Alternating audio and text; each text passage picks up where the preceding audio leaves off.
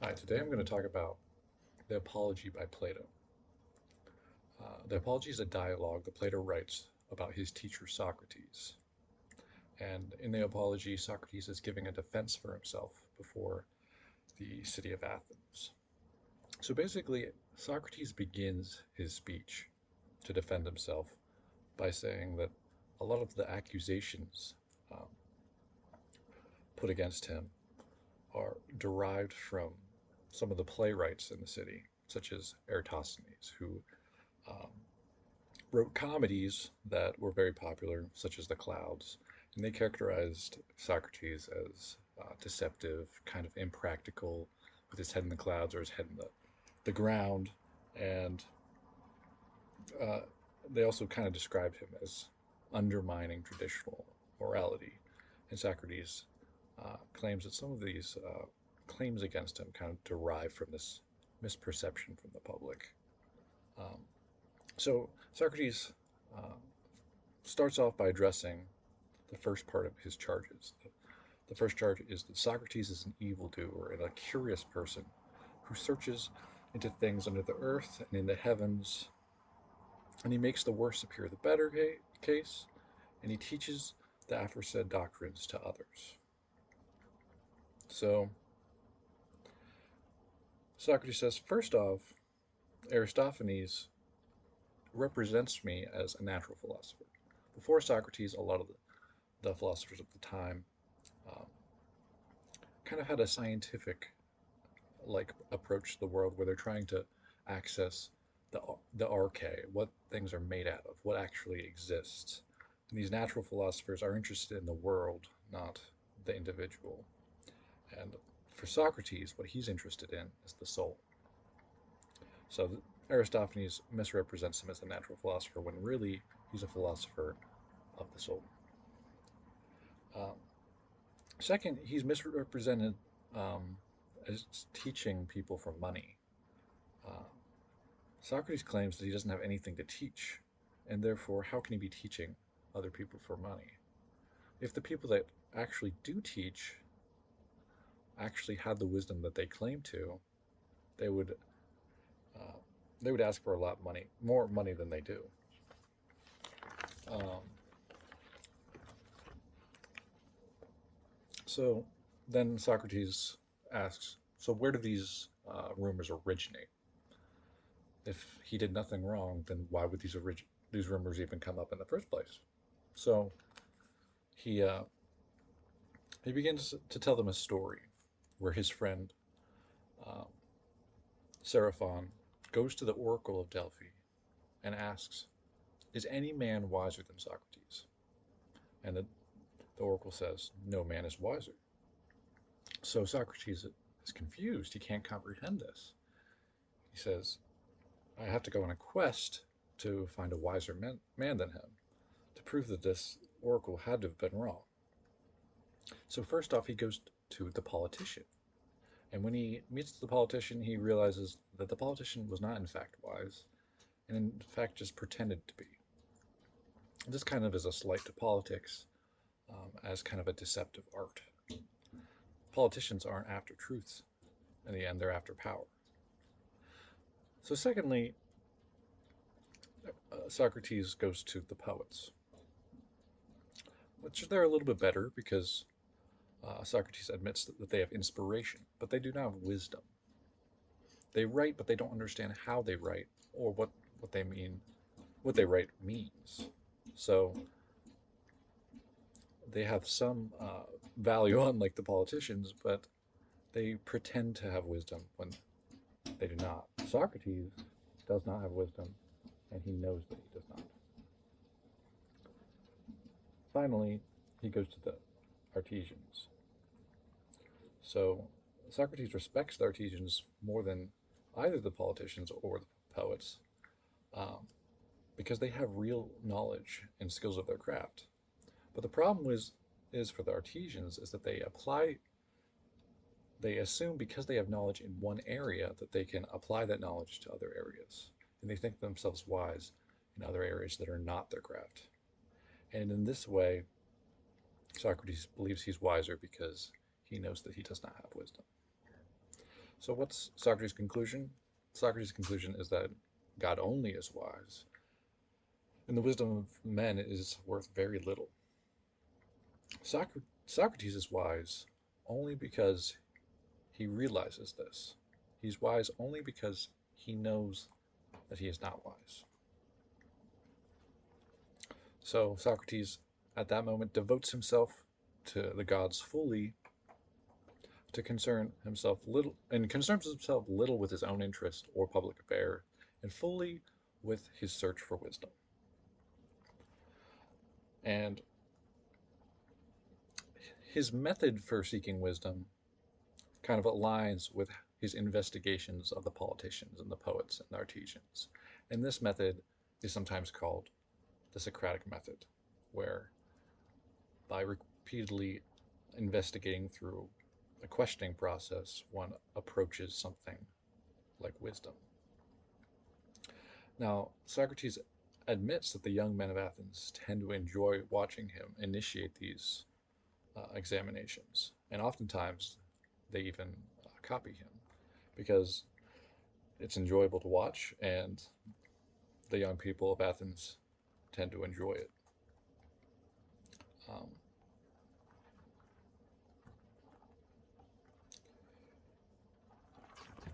and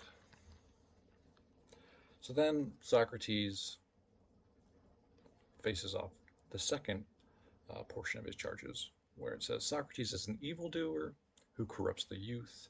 He doesn't believe in the gods of the state, but has new divinities of his own. So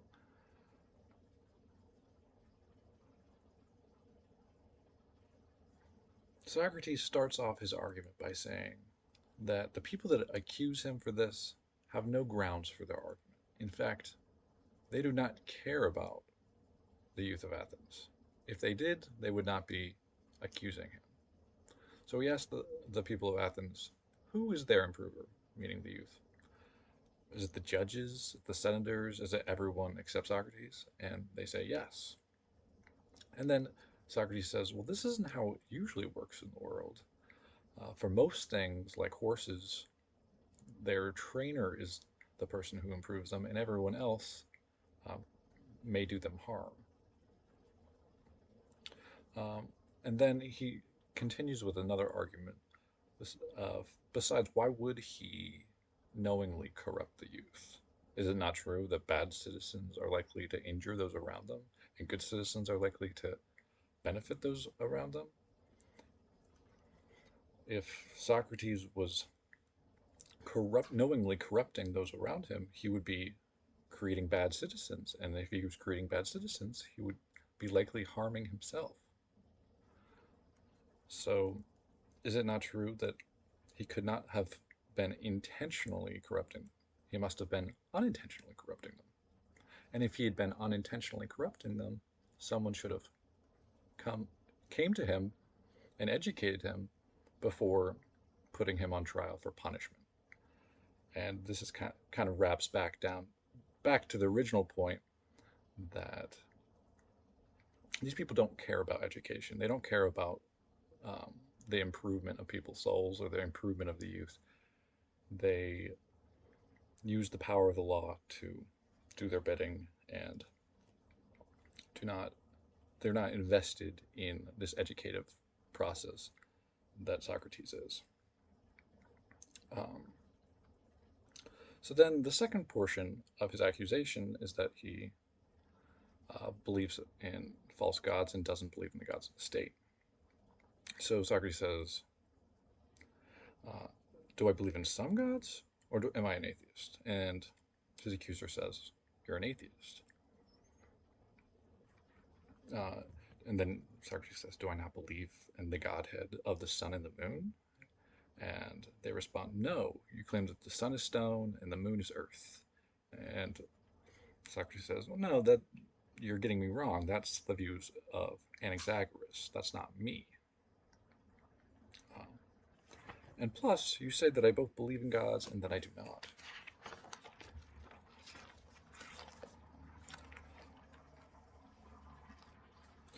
So, is it not true that if there's human things, There's likely people are likely to believe in human beings, and if there's horsemanship, it makes sense for people to believe in horses, and if there's flute playing, it makes sense for people to believe in flutes. That's true. Likewise, if there's spiritual divinities that you claim I believe, doesn't it make sense that I also believe in demigods? And they're like, yes. Well, is it not true that demigods are the son of gods? It's impossible to have a demigod if you do not have their father or their mother, which is the god. So therefore, I must believe in gods. And you said that I'm an atheist. So obviously, your argument is invalid.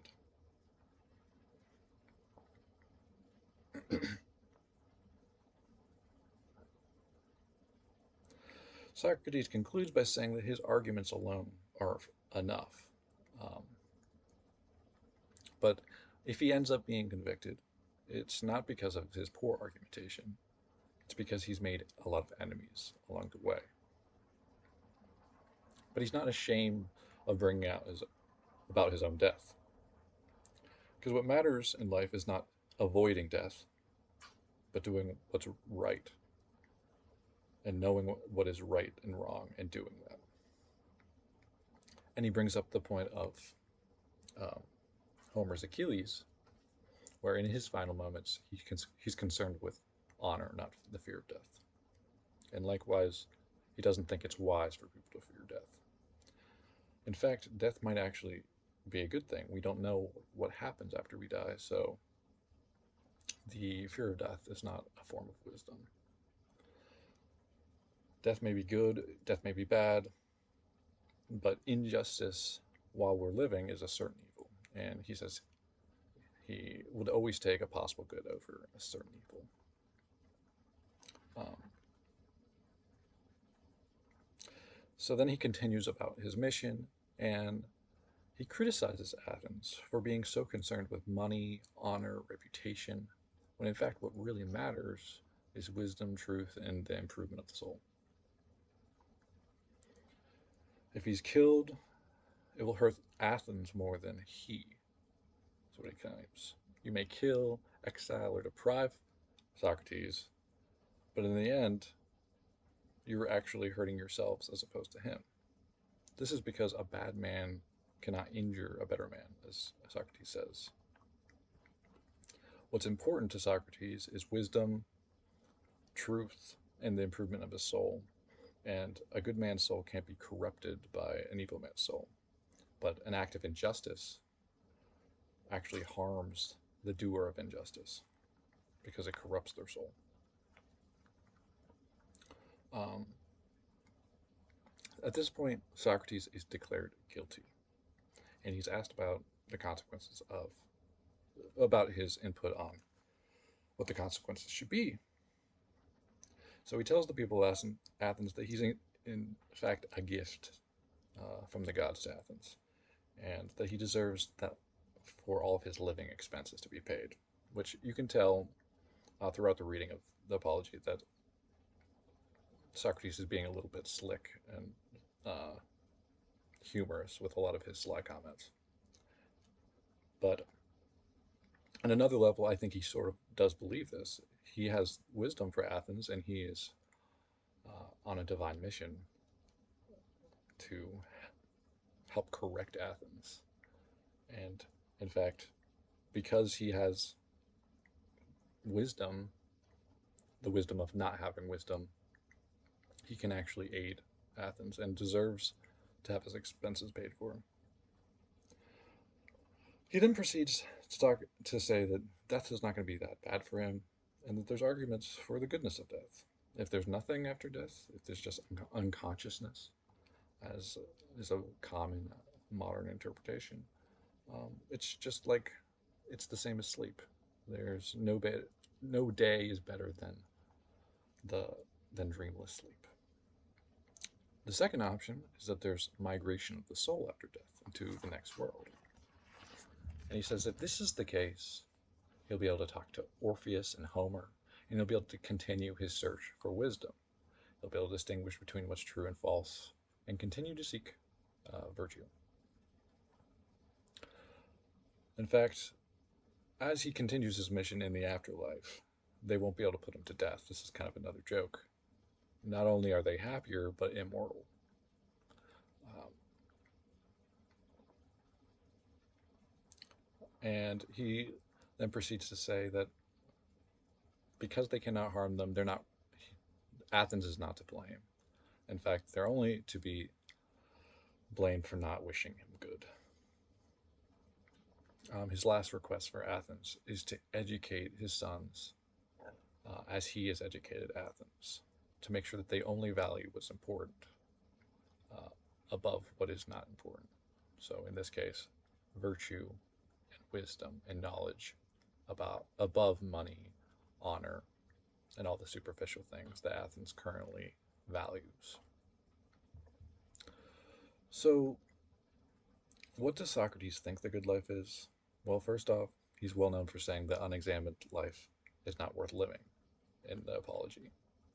So, I'd say the first thing is that Socrates uh, emphasizes this idea of self examination. This is a theme that continues throughout philosophy, uh, continuing on from Socrates. Socrates thinks that we shouldn't just live our lives without thought. We have to reflect and we have to examine how we live. We have to examine our souls. We have to introspect. I would say the second part of what Socrates thinks the good life is is aligning yourself with truth and knowledge of what is most valuable.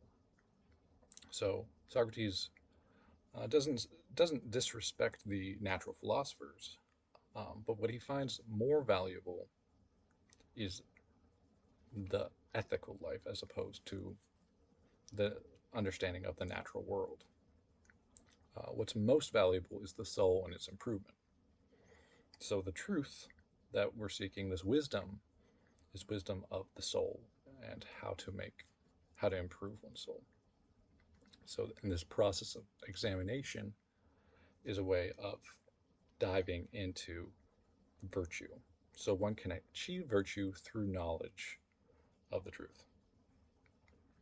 And for Socrates, unlike some later thinkers, knowledge and virtue are aligned. If you know what's good, you therefore will act uh, good.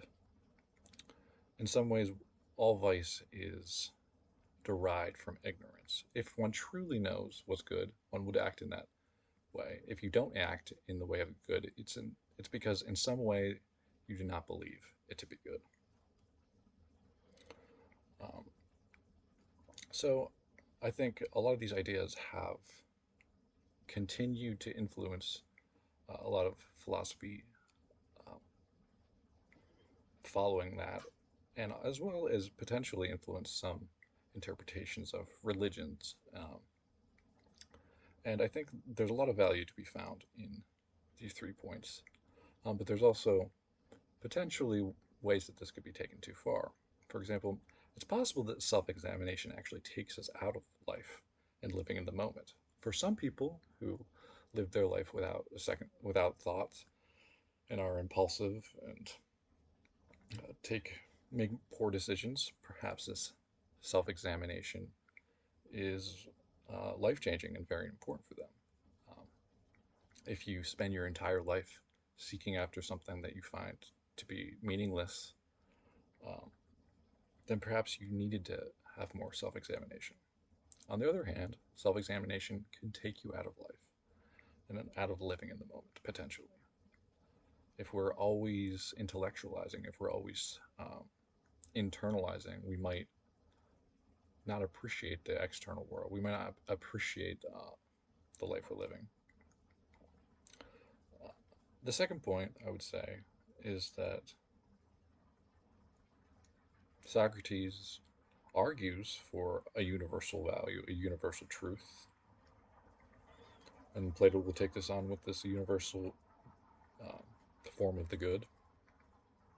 But in fact, in a lot of aspects of life, a lot of aspects of ideas and morality, people's perspectives differ. And we often can't agree on what is the universal truth or what is of a universal value. For most things, value is dependent on what a person needs or who a person is.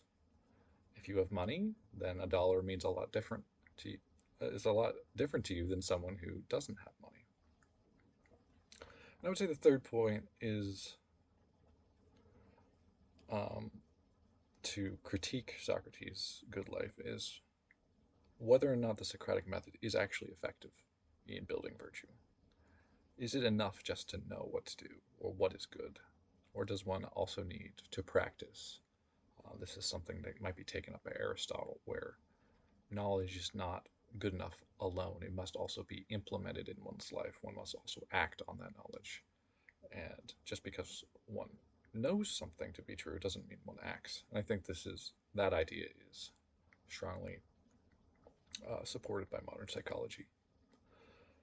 Um, but I would encourage you to read the Apology yourself. It's a pretty easy and short read.